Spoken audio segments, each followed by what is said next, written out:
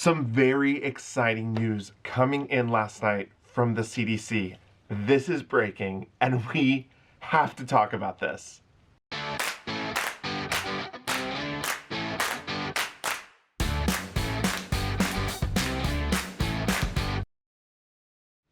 Well, thank you so much for joining me, and thank you for coming back to the channel. There's been quite a few of you that have subscribed over the last few days.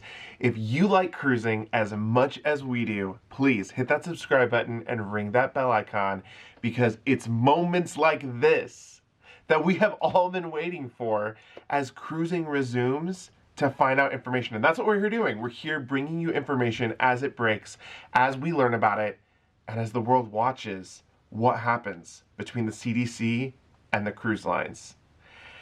So here we go. Let's get into this. So late Wednesday evening, the CDC sent the cruise lines a letter giving them an update and letting them know that the CDC would like their Phase 2A port agreements as soon as possible so that cruising in the United States can return mid-July. Now, there is a lot of things that we need to get into here, and there's a lot that we need to talk about. But the fact that this letter even came and just kind of came out of nowhere is really quite exciting. This also might explain what is happening down at the port of Galveston with Carnival Cruise Lines. And we'll get into that and how this kind of all works into it. But let's just first start by talking about what is the Phase 2A port agreement. And in a nutshell, it is exactly what it sounds like it is.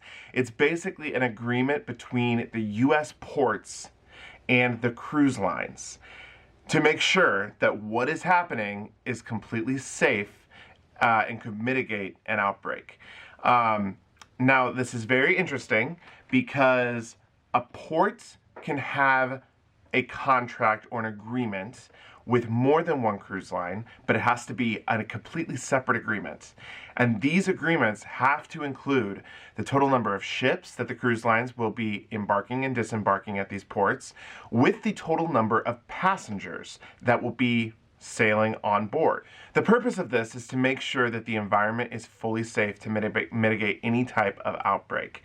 In addition to the port, the cruise lines also have to have an agreement with housing agencies that are alongside the shore that could potentially take all passengers from their ship, along with all crew, in the rare chance of some type of an outbreak. So not only does the cruise line have to work together with the port to come up with an agreement, they then have to work with some sort of external agency or hotel or housing entity to ensure that all of those passengers, if needed, could quarantine on shore if, again, in the rare chance that there would be some sort of outbreak. Now let's talk about how vaccines fit into all of this. The CDC is not coming forward and saying anything like vaccines have to be required for travelers. However, it is highly recommended. And they are saying that vaccines will be required for all crew and all port authority that is interacting and working directly with the cruise travelers. This is very interesting because we know that the governor of Florida has said that he refuses to make any type of vaccines mandatory, and he's actually making it illegal for businesses to require any type of vaccine.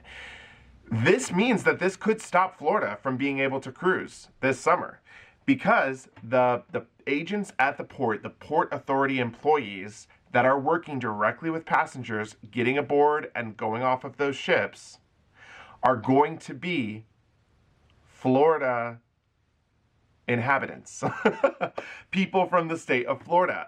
So this is going to be really interesting to see how this works out, and really this could hinder the state of Florida from being able to start cruising, whereas other states, potentially like Texas, may be able to start back sooner.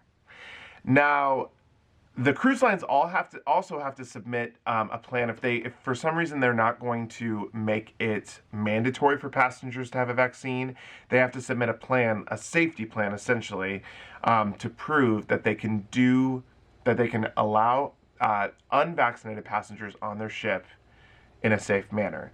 Now, I have this feeling that at least as we get started here, cruise lines are wanting to restart no matter what. And at least here in North America so far, all of the cruise lines that are restarting are requiring vaccines. So it is our stance that we think that vaccines will probably just be a flat mandate, at least as cruising begins.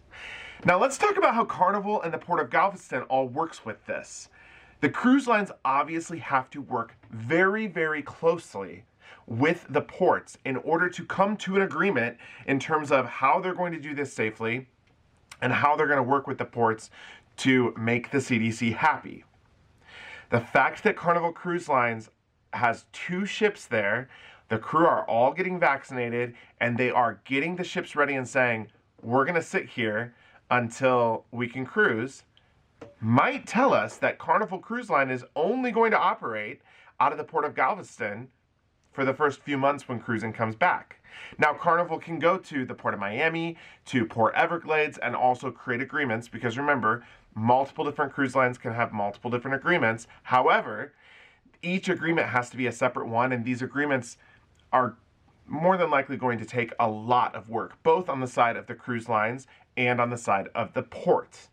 So, my guess is that Carnival will start with the Port of Galveston, and that might be where we see a lot of the Carnival ships coming in and out of for the rest of the year. It'll be interesting to see what happens with Royal Caribbean, what happens with Norwegian. I'm very, very intrigued to know what is going to happen with the state of Florida in this whole vaccine ordeal, because obviously we've discussed that Royal Caribbean's big new shiny terminal that we all love is sitting there at the Port of Miami.